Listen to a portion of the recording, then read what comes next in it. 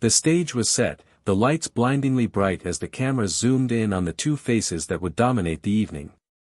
On one side of the debate stage stood Ted Cruz, arms crossed, a tight smile tugging at the corners of his mouth. He had the air of someone who believed he owned the room, who believed that, by sheer force of will, he could bend any conversation to his will. His reputation as a relentless debater preceded him, his interruptions, his sharp barbs, his ability to drown out anyone who dared challenge him. But tonight was different. Jasmine Crockett stood across from him, calm, poised. Her eyes locked onto Cruz with an intensity that contrasted with his practiced smirk. She wasn't here to play by his rules. She wasn't here to be silenced or intimidated. This wasn't about winning a debate, it was about something far bigger, standing firm in the face of relentless opposition, showing that dignity and truth could, in fact, hold their own against the loudest voices in the room. Cruz leaned forward, his voice a sharp interruption that cut through the air like a blade. "Let's be clear, Jasmine," he began, his tone laced with condescension. "You're too idealistic, too naive to understand what's really at stake here." Without hesitation, Crockett's voice broke through the tension. "And you, Ted," she said, her words measured, "have been selling America short for far too long." Cruz's eyes flickered, a momentary flash of surprise. The room seemed to hold its breath. He recovered quickly, launching into another attack. "You can't just ignore reality. You have to work within the system." She didn't flinch. "And what good is a system that's broken?" Another interruption. Cruz was relentless, each word more forceful than the last. But Crockett remained unshaken, her resolve hardening with every jab. Her calm was a force in itself, one that Cruz hadn't expected, and one he didn't know how to contend with. But this was only the beginning. Cruz would interrupt again, and again, until Jasmine Crockett's next line left him speechless. As the debate raged on, it was clear that this wasn't just any political showdown. The nation watched, breathless, knowing that the outcome of this moment could have far-reaching consequences, long beyond the stage where Ted Cruz and Jasmine Crockett were locked in their verbal sparring. Cruz was no stranger to the stage. He'd spent years manipulating the narrative, twisting facts, and pushing his conservative agenda, all while presenting himself as a defender of the American way. For him, it was never about debate, it was about dominance. His voice was a weapon, and he wielded it with ruthless precision. He wasn't just defending policies, he was defending the status quo. The status quo that kept wealth and power concentrated in the hands of the few. The status quo that built walls and justified exclusion. The status quo that, to him, was the very bedrock of the nation. But that very status quo was being challenged tonight, not just by Crockett's words, but by the very ideals she stood for. Jasmine Crockett wasn't here to defend the way things had always been. She wasn't here to toe the line or pacify the powerful. She stood for change, a change rooted in justice, inclusivity, and truth. In her eyes, the status quo wasn't a foundation to be protected, it was a cage to be broken. She believed in an America where everyone, regardless of their race, gender, or background, had an equal opportunity to thrive. An America that didn't just claim freedom, but fought for it with every breath. Tonight, it wasn't just the two of them debating the merits of policy. They were fighting for the soul of the nation.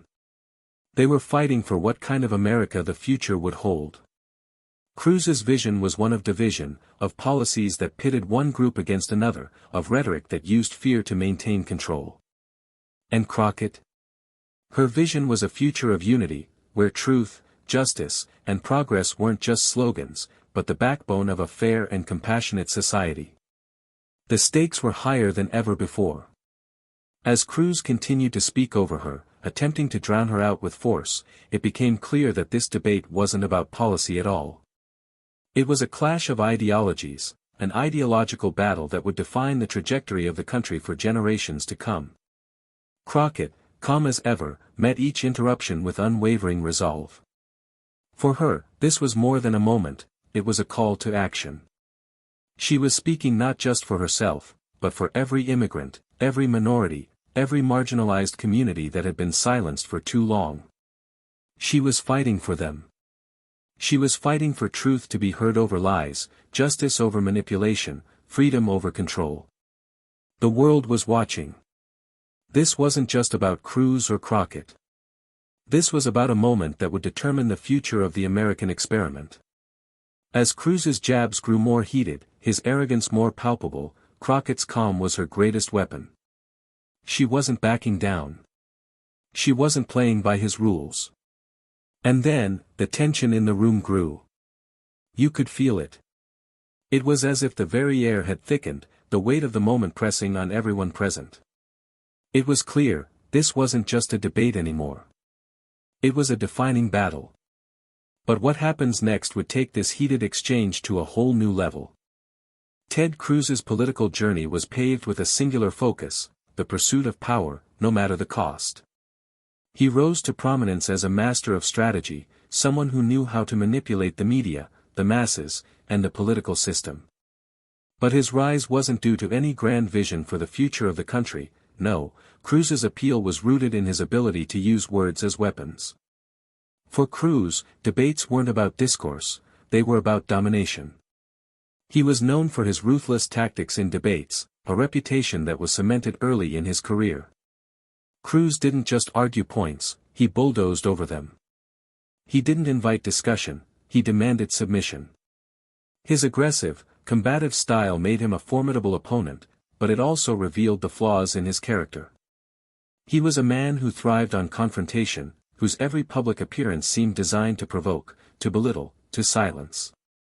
There was no room for nuance or compromise in Cruz's world, only a binary of victory and defeat, with himself always positioned as the victor. The more Cruz spoke, the more his arrogance became evident.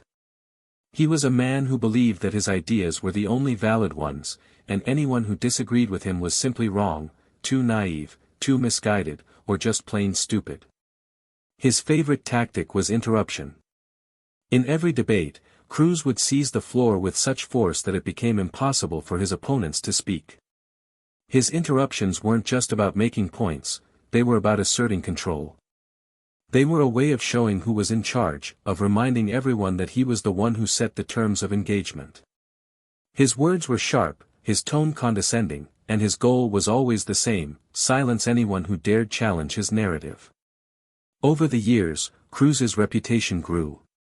To his supporters, he was a hero, a defender of conservatism, a man who would never back down in the face of political correctness.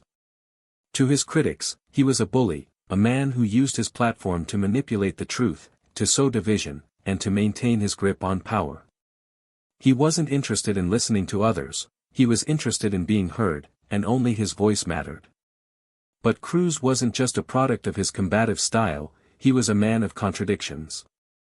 While he presented himself as a champion of freedom, he was quick to silence anyone who disagreed with him. He railed against big government, while championing policies that only entrenched the power of the wealthy. He claimed to fight for the people, but his actions consistently favored the powerful elite. His speeches were filled with high-minded rhetoric about individual liberty, but his behavior suggested something very different. He was more interested in his own self-promotion than in creating an America that lived up to its ideals. The Cruz who railed against government intervention in private life was the same Cruz who worked tirelessly to restrict the rights of women, immigrants, and marginalized communities. The Cruz who claimed to fight for the little guy was the same Cruz who cozied up to the wealthiest donors, ensuring that their interests were always protected. And yet, Cruz's supporters loved him for it. They admired his boldness, his unwavering confidence, even if it came at the expense of others. They saw in him a reflection of their own frustrations, someone who was willing to call out the liberal elites, someone who wasn't afraid to speak his mind, no matter how harsh or divisive the words might be. But his approach had limits. The more Cruz interrupted, the more he silenced others, the more people started to see through the facade. His arrogance became his undoing. It wasn't just that his ideas were flawed, it was that his methods were offensive, disrespectful, and ultimately damaging to the very ideals he claimed to uphold. His tactics might have won battles, but they alienated allies, pushed people away, and weakened his credibility. Cruz was a man who believed in the force of his own will. He thought that by speaking louder, by dominating the conversation, he could bend reality to his will. He thought that no matter how much he interrupted, how much he belittled, he would always come out on top. But Cruz didn't realize, this time, he was up against someone who wouldn't back down. Jasmine Crockett's rise to prominence didn't come from inherited wealth or powerful connections. It came from a place of struggle, resilience, and a fierce belief in justice, a belief that had been instilled in her from a young age. Growing up in a community that had long been overlooked, Crockett saw firsthand the disparities in education, healthcare, and opportunity that plagued her neighborhood. She wasn't born into privilege, but she was determined to carve a path that would not only lift her but also raise the voices of those too often silenced. Her parents, both public school teachers, were her first role models. They taught her the value of hard work, of standing up for what's right, and of never backing down in the face of adversity. But the lessons they imparted went beyond textbooks or lesson plans. They taught her how to navigate a world that wasn't always welcoming, how to fight for fairness, and how to make her voice heard, even when the system seemed stacked against her. Crockett's passion for justice wasn't just a personal belief, it was a mission. In college, she studied law, driven by the desire to use her education to make real, tangible change. She saw the legal system as a powerful tool for equality, and she immersed herself in the intricacies of civil rights law, determined to use her knowledge to fight for marginalized communities. But law school wasn't easy. The path she walked was riddled with obstacles, from the pressures of academic life to the weight of financial burdens. There were moments when she questioned whether she was strong enough to continue.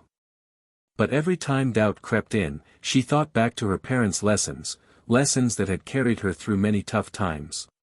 She wasn't just fighting for her future, she was fighting for the futures of those who didn't have the same opportunities, the same voice.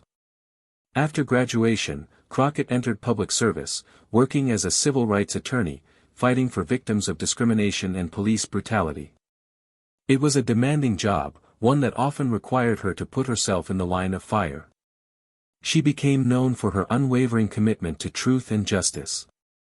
Her cases were high-profile, often pitting her against the most powerful institutions and people in the country. But Crockett wasn't deterred. She believed in the law, in fairness, and in the rights of every individual, regardless of their race, gender, or background. But her greatest trial was yet to come. When she decided to run for office, she knew the stakes were higher than ever before. She wasn't just running for herself, she was running for a vision of America where truth, dignity, and justice weren't just words, but principles that governed every decision made in Washington. The political system, as it stood, was broken. Too many voices went unheard, too many people were left behind. She knew that her fight wouldn't be easy, that the forces she would face would be powerful, and that those in positions of power would stop at nothing to maintain the status quo. But Jasmine Crockett wasn't one to back down. Her calm demeanor and measured approach often led others to underestimate her. They assumed that because she didn't engage in the same aggressive, combative tactics that others did, she wasn't as formidable. But that couldn't have been further from the truth. Her strength didn't come from shouting louder or interrupting her opponents, it came from her ability to listen, to find the truth beneath the noise, and to respond with clarity and conviction. It was a strength that had been honed over years of fighting for justice, of standing up for the oppressed, and of never compromising her principles. Crockett had seen the ugliness of politics firsthand, the corruption, the lies, the manipulation. She'd watched as powerful figures like Cruz used their platforms to silence others, to twist the truth, and to protect their own interests at the expense of the many. But rather than being disillusioned by it, she was motivated. She was tired of watching the powerful control the narrative, tired of seeing people like Cruz manipulate the system to their advantage. She knew that if she was going to make a difference, she had to take on the fight with everything she had. Tonight, as she stood on the stage across from Cruz, she wasn't just representing herself. She was representing the countless people who had been silenced, ignored, and dismissed. She was fighting for the marginalized, the voiceless, the ones who needed someone in power who would speak the truth, no matter how uncomfortable or inconvenient it might be. Crockett wasn't just here to win a debate. She was here to show the country what real leadership looked like. She wasn't going to fight Cruz's way, by shouting louder or interrupting more. No, she was going to fight with truth, with dignity, and with the strength that came from knowing she was on the side of what was right. As Cruz leaned forward, ready to interrupt her once again, Crockett held his gaze. Her calmness was a reflection of her unwavering confidence. She wasn't going to let him dominate this debate. She wasn't going to let him silence her. Crockett's quiet strength was about to shine in a way no one expected. The debate had been unfolding like a slow burn, the tension rising with each passing moment. Cruz, his voice dripping with condescension, kept attempting to dominate the conversation, his interruptions growing more frequent and more aggressive. But every time he cut her off, Jasmine Crockett stood her ground. Calm. Collected. Poised. Cruz, sensing his control slipping away, leaned forward once more, his voice sharper. Let me remind you, Jasmine, you can't just ignore reality, this is about practicality, not idealism. But Crockett didn't flinch. She didn't even raise her voice. Instead, she met his condescending tone with the quiet strength that had become her trademark. I'm not ignoring reality, Ted. I'm confronting it. The reality is that our country's system is broken, and it's time to face that truth. The room shifted. Cruz's eyes narrowed, his jaw tightening. The audience could sense the heat building, but Crockett remained unfazed. It was like watching two forces clash, one arrogant and desperate to dominate, the other calm and unyielding, refusing to be shaken. Cruz wasn't used to this. He was used to overwhelming his opponents, to silencing them with his voice and his bluster. But Crockett wasn't backing down, and that seemed to frustrate him even more. He shot back, louder this time, you keep talking about change, but what have you actually done to make it happen? You're all talk, Jasmine. Without missing a beat, Crockett's reply came, soft but certain. What have you done, Ted? Talk is cheap. Leadership is about action, something you've yet to show. The crowd, sensing the escalating tension, began murmuring. The contrast between Cruz's angry outbursts and Crockett's composed responses was like a force field in the room, one that only heightened the drama. Cruz, for all his interruptions, couldn't break through Crockett's calm. And that only made him more agitated. He raised his voice once again, this time with a sneer, you think you're the only one who cares about the future of this country? Don't lecture me about leadership. You can't even hold a coherent argument together. This time, Crockett held her ground even more firmly. She leaned forward slightly, as if to make sure her words would land with clarity.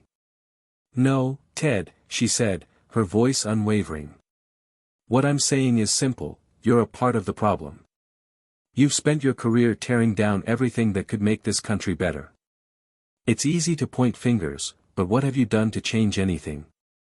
The audience was rapt, hanging on every word. Cruz's face reddened, his fists clenched as he prepared for another interruption, but this time, something changed. This time, Crockett didn't let him cut her off. As Cruz opened his mouth to speak, she raised her hand, not in a gesture of aggression, but with the quiet authority of someone who knew exactly how to take control of the moment. Ted, you've had your say, she said, her tone firm but not angry.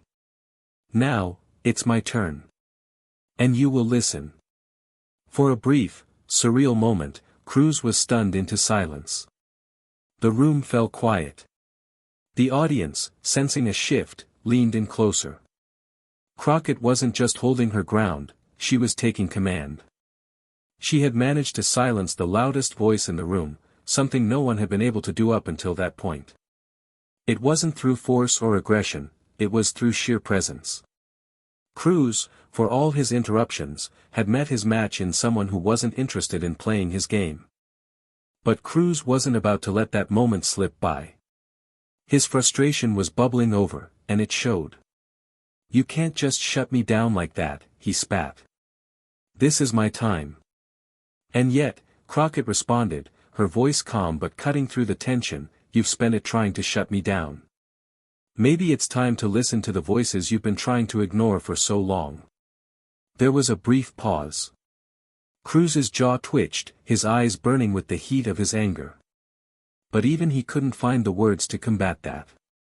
The audience sat, stunned by the restraint and strength Crockett had just displayed.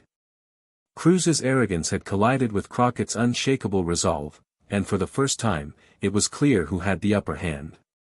And then, in a moment that took everyone by surprise, Crockett did something that no one could have predicted. Crockett had been interrupted again. And again. Ted Cruz, his face red with frustration, was trying to steer the debate back into his favor, using the same tricks he'd honed over years of dominance.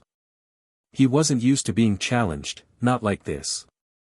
Not by someone who wasn't afraid to stand her ground, who wasn't intimidated by his words or his power. He leaned into his next interruption, his voice cutting through the room like a blade. "You talk about leadership, but what have you done that actually matters, Jasmine? All you have is idealism. And idealism doesn't get the job done. It never has." Crockett's expression didn't change. She wasn't angry, wasn't flustered, wasn't falling for his attempt to rattle her.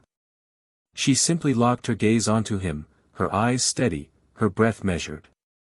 "Idealism," she repeated, her voice calm, almost too calm. "What's your definition of idealism, Ted? Is it the belief that we can do better than the status quo? That we can fix the broken systems that have been failing the majority of Americans for decades? Is that what you're calling idealism?" There was no anger in her words, but her question hung in the air with a quiet power that made the room go still. Cruz's response faltered, and for the first time, he seemed unsure of his footing. He shifted uncomfortably in his seat, his usual confidence cracking. But Cruz wasn't done. He wasn't going to let her have the last word. He straightened up and shot back, "You don't understand, Jasmine. You can't just change everything overnight. It takes compromise. It takes compromise." Crockett cut him off, her tone sharp now, but still measured. "Is that what you've been doing, Ted? Compromising away people's rights? Compromising on climate change, on healthcare, on immigration reform, compromising on everything that actually matters?" The room went silent. Cruz's face twitched, his fingers gripping the podium tighter as his frustration mounted. But still, Crockett's calm remained unshaken. She didn't need to raise her voice. She didn't need to shout. She just needed to speak the truth. She took a deep breath, holding his gaze as if to steady herself before delivering the line she knew would end this back and forth. The line that would shatter his arrogance, expose his lies, and leave him speechless. The audience waited, the tension palpable, every eye fixed on the two of them. Cruz, his chest rising and falling with each frustrated breath, was no longer the imposing figure he had been at the start of the debate. His confidence was fading, fading fast. And then, Crockett spoke, her voice soft but deadly precise. "Ted, you've been playing politics for so long that you've forgotten why it matters. It's not about compromising with corruption. It's not about getting along with people who are intentionally hurting this country. It's about standing up for those who've been left behind, those who've been silenced by the very system you defend. The truth is, you're not fighting for America. You're fighting to maintain the power of a few. And that's not leadership. That's exploitation." There it was. The mic drop moment. For a split second, the room was dead silent. Cruz's mouth opened and closed like a fish, as if searching for words, any words, to defend himself. But there was nothing. His usual deflections, his usual quips, none of them were coming. Crockett's words had landed like a punch to the gut, and Cruz was reeling. His arrogance was gone. His carefully crafted facade had cracked open, and in the center of it all was the undeniable truth: he had nothing to offer the people. Nothing but the same tired rhetoric that had been failing America for years. The audience, sensing the shift, erupted into applause. It was as though a collective breath had been held for the entire debate, and now, finally, it was being released in a wave of support. The tension that had filled the air seemed to evaporate, replaced by the palpable energy of Crockett's victory. Cruz stood there, his mouth still hanging open, as if he couldn't comprehend what had just happened. He had been outmaneuvered, intellectually, morally, and rhetorically. Crockett stood tall, unwavering, her calm composure only adding to the power of the moment. She had done it. She had taken down the bully, not by raising her voice or sinking to his level, but by exposing his hypocrisy and shining a light on the truth. It was a victory not just for her, but for every person who had ever been silenced by Cruz and his ilk. She had shown the world that truth could prevail, that dignity could win, even in the most hostile of environments. But even with Cruz defeated in front of millions, the fallout from this encounter was far from over. The moments following the debate were electric. The world, seemingly holding its breath during the confrontation, now exhaled in one collective rush. The next morning, social media was ablaze. The hashtags came quickly, popping up across every platform: hashtag Crockett shuts down Cruz, hashtag truth over tactics, hashtag Crockett for the win, and hashtag silenced by dignity. Within minutes, millions of people were watching the clip, resharing it, dissecting it, applauding it. The viral sensation that followed wasn't just about a debate, it was about something far more significant. It was about the kind of leadership people were hungry for, and Crockett had shown them exactly what that looked like. Twitter erupted with support from people of all backgrounds: immigrants, workers, students, civil rights activists, and everyday Americans. "Jasmine Crockett just gave us the blueprint for leadership," tweeted one prominent activist. Another tweeted, "If Ted Cruz thought he could silence Jasmine Crockett, he clearly underestimated the power of truth." The political pundits, usually quick to offer their critique, were nearly unanimous in their admiration. On CNN, a political analyst marveled, "We've seen Cruz bulldoze his way through debates for years, but last night? Last night was different. Crockett didn't just fight back, she outthought him, outclassed him, and put him in his place. It was masterful." News outlets were quick to post clips of Cruz's stunned expression, his inability to respond, with headlines that read like victory celebrations: "Crockett destroys Cruz with calm and clarity," and "Crockett's mic drop moment marks turning point in the debate." But it wasn't just the political world that reacted. Celebrities, known for their vocal support of progressive causes, took to social media to express their admiration. Actress Kerry Washington tweeted, "Jasmine Crockett is everything. This is the leadership we need." Comedian Jimmy Kimmel, often known for his biting humor, tweeted, "Cruz went up there thinking he could steamroll her, and Jasmine Crockett just put him on mute." Hashtag Crockett for president. Even conservative figures, though hesitant to admit it publicly, could not ignore the force with which Crockett had dismantled Cruz's arguments. While many still defended Cruz, there were whispers in the media that even his allies were beginning to question whether his combative style had worn out its welcome. But it wasn't just the media landscape that Crockett's words reverberated through. Ordinary citizens, from city streets to small towns, found themselves discussing the debate. It became a cultural touchstone. Friends gathered in living rooms, in cafes, in community centers, replaying the moment where Cruz's face shifted from confidence to confusion. And as they shared their thoughts, a singular sentiment prevailed: respect for Crockett's leadership. One Twitter user, whose tweet was shared thousands of times, wrote, "I've never seen anything like that before." A woman, calm as ever, standing up to a man who thought he could bully his way through the debate. It's not just what she said, it's how she said it. Hashtag Crockett shuts down Cruz. The commentary continued on platforms like TikTok and Instagram, where short videos of the moment were uploaded with captions that read, "The world just saw the power of dignity," and "This is what happens when you face the bully with the truth." Political commentators began to ask, was this a turning point? Was this the moment the narrative began to shift? Crockett wasn't just winning a debate, she was leading a movement. She had become a beacon for those who were tired of the political theater, tired of the shouting matches, the empty promises, the finger-pointing. She had shown the nation that real leadership wasn't about winning at any cost, it was about standing firm in the face of adversity, holding on to truth and decency, and demanding better for the people. And yet, even as the praise for Crockett poured in, some knew the fight wasn't over. The very people who had supported Cruz's brand of politics, the ones who had cheered his divisive tactics, his disdain for anyone who disagreed with him, weren't ready to let him go down without a fight. The same individuals who rallied behind him before began plotting their next move, calling for a rebuttal, calling for Crockett to be brought down to earth. The backlash from Cruz's supporters came swiftly.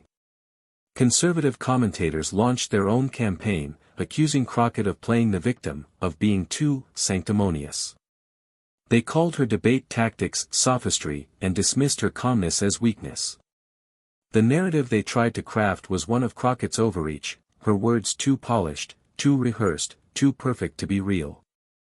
But as these voices grew louder, they found that they had a more difficult time ignoring the larger cultural shift that was happening. The ripple effects of Crockett's victory weren't going to be easily undone. But even with Cruz silenced in front of millions, the fallout from this encounter was far from over.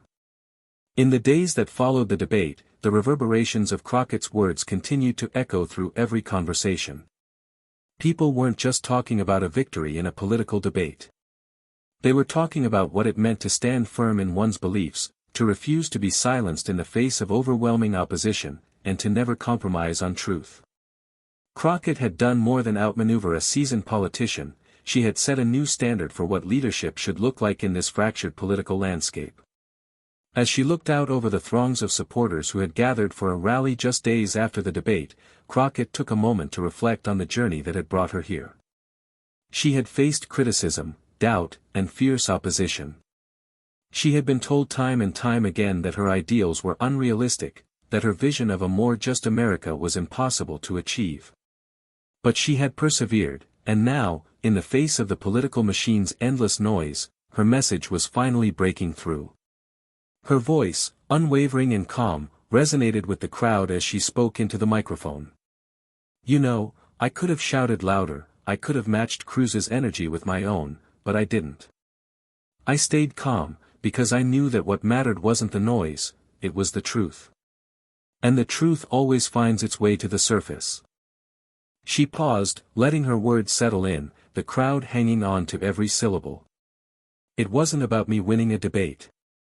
It was about showing all of you that no matter how loud the interruptions, how strong the resistance, or how long the fight, integrity, dignity, and truth will always prevail. We've been told time and time again that we have to compromise on our values, that we have to play by the rules of those who've built this broken system. But that's where we've been wrong. The system isn't broken because of us, it's broken because of them. It's built on silence. It's built on fear. And it's time we tore it down, piece by piece." The crowd erupted into applause. It wasn't just political rhetoric, it was a call to action, a reminder of what the fight for justice, for equality, and for truth meant. Crockett wasn't just a politician, she was a beacon of hope for a generation that had grown weary of the lies and the division. As the cheers died down, she continued. "I've heard it said that it's not enough to be right, you've got to be loud, you've got to be the biggest voice in the room. But here's the truth, you don't need to be loud to be heard. You don't need to shout to be seen. Sometimes, the strongest voice is the one that speaks with calm and conviction. And when you speak with the truth behind you, no one can silence you." Her message wasn't just for the people in the crowd, it was for the millions watching at home, for those who had been told their voices didn't matter. She wasn't just encouraging them to speak out, she was teaching them how to do so with dignity, with honor, and with the unwavering belief that their voices were worth hearing. "As we move forward," she said, her voice gaining strength, "we must remember that our worth is not determined by how much we've been pushed down, but by how many times we've risen. Every time we stand up for what's right, we show the world that justice will never be silenced. We are the voices that will not be ignored. We are the leaders of tomorrow, whether they like it or not." Her words didn't just resonate with the people who already supported her, they reverberated across the political spectrum. What Cruz had seen as an opportunity to silence Crockett had, in reality, done the opposite. It had amplified her message. She had shown the nation that standing up for truth wasn't a sign of weakness, it was a sign of strength. She had reframed the debate in a way that no one could ignore, and no one could challenge. Crockett had set the bar for what it meant to lead with integrity. In a world filled with loud voices, false promises, and relentless division, she had demonstrated the power of staying true to one's values. And the impact was undeniable. Her supporters, her detractors, and even the pundits who had spent years questioning her had all witnessed it. Crockett had not only won a debate. She had won a moral victory.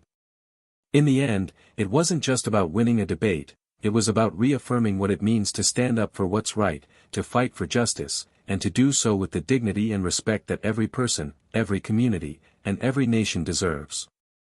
It was a reminder that even in the most polarized of worlds, truth, when spoken with conviction, has the power to unite, to heal, and to guide the way forward. And as the crowd chanted her name, it became clear, Crockett's victory was just the beginning. In the aftermath of the debate, one thing is clear, the power of truth cannot be denied. Jasmine Crockett's courage in the face of relentless opposition wasn't just a personal victory, it was a victory for anyone who has ever been silenced, ignored, or dismissed. In the face of arrogance, she chose dignity. In the face of interruptions, she chose conviction. And in the face of a system that had long sought to undermine truth, she chose to speak it boldly and without hesitation. What Crockett demonstrated is something we all need to remember, that integrity and courage can shift the tide. Even when the loudest voices try to drown out the truth, even when the resistance seems overwhelming, standing firm in what's right always carries the day. It's a message that resonates far beyond this debate, it's a call to action for all of us. The real question is, what are we going to do with that lesson? Are we going to sit back and let the noise take over, or will we stand up, speak out, and carry the torch of justice, dignity, and truth? If you believe in the power of truth and standing up for what's right, join us. Share this video, subscribe for more stories of courage and conviction, and keep the conversation going. Because, just like Crockett, we all have a voice that matters. Together, we can make sure that voice is heard. Stand up, speak out, and let's keep fighting for a world where dignity and truth reign supreme.